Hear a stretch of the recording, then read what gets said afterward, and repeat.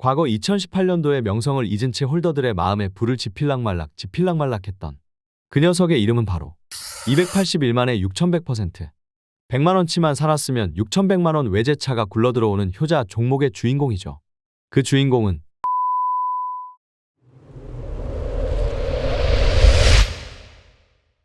조 바이든 대통령 후보가 사퇴함으로써 투더문코인은 정치적인 상황의 변화와 더불어 우리에게 가장 중요한 포인트인 크립토 시장에도 많은 변화가 일어날 거라고 생각하고 있습니다. 그동안 오래 기다리셨습니다. 투더문코인은 이번 시즌 대폭 상승할 가능성이 높다고 판단하는 코인 중 하나인 그 녀석을 가져와 봤는데요. 리또속, 스테이블 코인 등 과거 2018년도에 명성을 잊은 채 홀더들의 마음에 불을 지필락말락했던 그 녀석의 이름은 바로 281만에 6100%, 100만원치만 살았으면 6100만원 외제차가 굴러들어오는 효자 종목의 주인공이죠. 그 주인공은 리플입니다.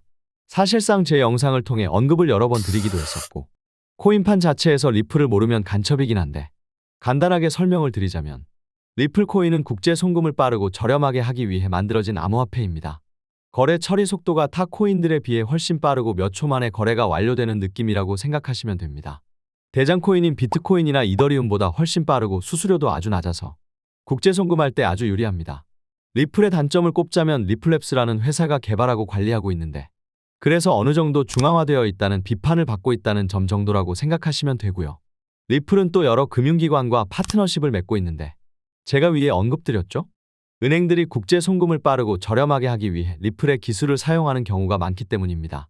리플의 총 발행량은 고정되어 있고 대부분의 코인이 리플랩스에 의해 보유되고 있습니다. 시장에 나오는 코인 양을 조절할 수 있는데 리플은 리플렛이라는 네트워크를 통해 작동하며 XRP는 이 네트워크에서 사용되는 토큰입니다. 이런 특징 때문에 리플은 주로 금융기관 간의 거래에서 사용되며 일반 소비자보다는 기업을 타겟으로 하고 있습니다.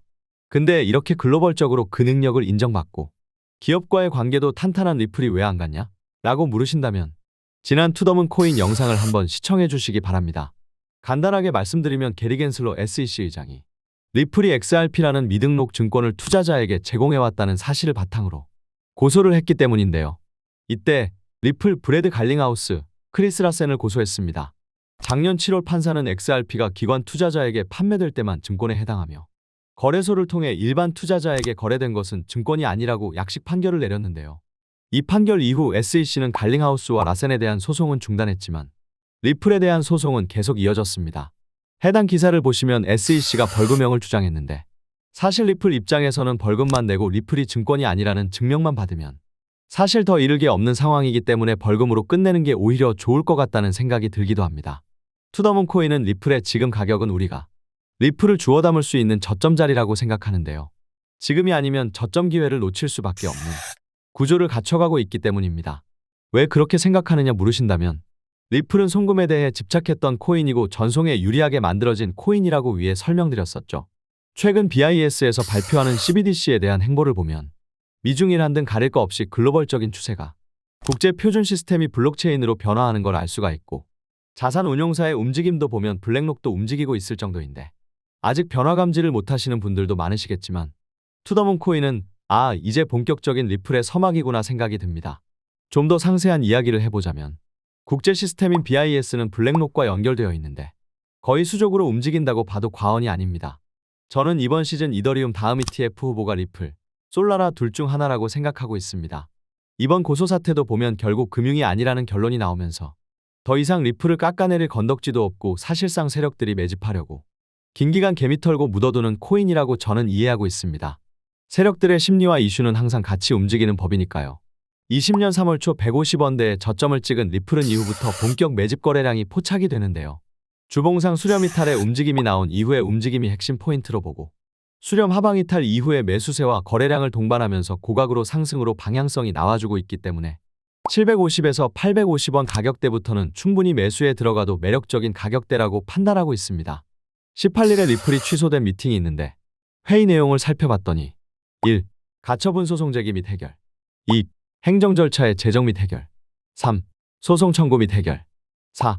기타 심사 및 집행 절차에 관한 사항 정도로 크게 볼 수 있었는데 블룸버그에 따르면 리플의 CEO인 브래드 갈링하우스는 회사와 미국 SEC와의 수년간의 소송을 곧 해결할 것이라고 기대하고 있다고 설명하기도 하였고 리플은 다음 주 SEC와의 비공개 회의를 통해 합의를 발표할 것으로 투더문코인은 개인적으로 생각하고 있습니다. 도널드 트럼프 또한 JP모건의 제이미 다이먼을 장관으로 선임하려고 하는데 비트코인에 대해 굉장히 회의적인 인물로 알려져 있습니다.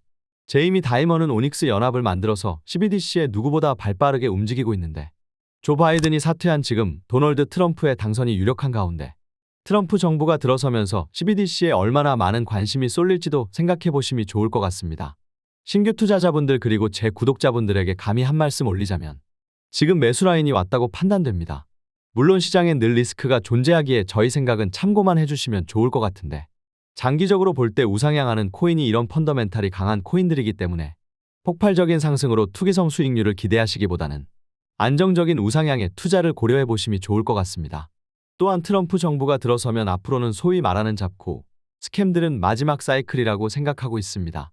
투더문코인과 함께 코인의 펀더멘탈적인 부분까지 더 딥하게 파고들어 항상 여러분의 계좌에 행복만이 깃들기 바라며 영상 마무리하도록 하겠습니다.